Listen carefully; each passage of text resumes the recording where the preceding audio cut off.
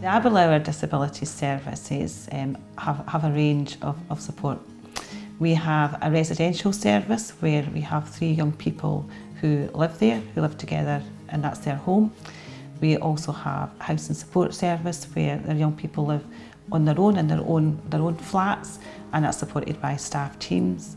We also have a short break service where young people with learning disabilities and complex needs come for a short break, and their parents can have a break. We also have an outreach service where young people go out on outings, maybe in the community, and they're supported by staff teams. I would say that anybody who wanted to work here, that this is an excellent opportunity to develop your skills. It's a listening organisation, it's a responsive organisation. It's really good in terms of supporting you with your qualifications, and I think that it's also a fun place to work. Dylan is a fun-loving boy. He loves a cuddle. He's a very cheeky, happy chappy who is always on the go. I have received lots of training and support from Aberlour throughout my 2 years with the company. All your initial core training that you do, such as your child protection, your adult protection, your CAMS training, medication training, amongst lots of other training, and I've always been hugely supported with training and my day-to-day job from Aberlour. I don't really feel that I've had any challenges or differences in moving. It was quite a smooth transition from respite into the residential service. The staff are always really supportive of each other. We all have different core strengths and we usually try and play to them whilst we're on shift.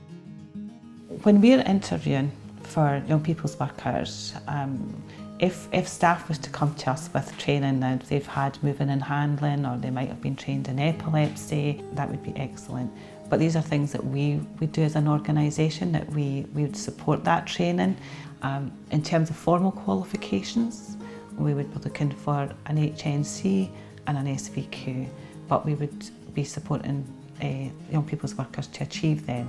You don't actually have to have it for coming in. I think that being able to love and to show affection and to show you care is really important as well.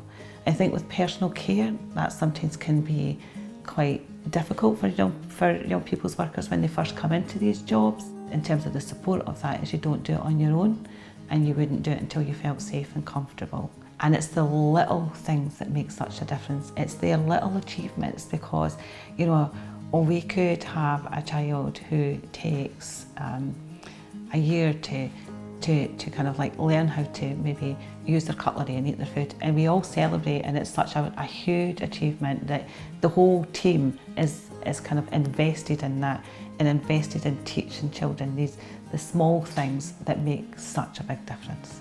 I absolutely love my job. It was definitely where I should have been for a long time, and I'm glad I finally got here. It's a lot of fun. It is a lot of hard work most days, but you get the fun side of it as well. And seeing that smile of Dylan's, especially when he's doing something that he's enjoying, makes it all the more worthwhile.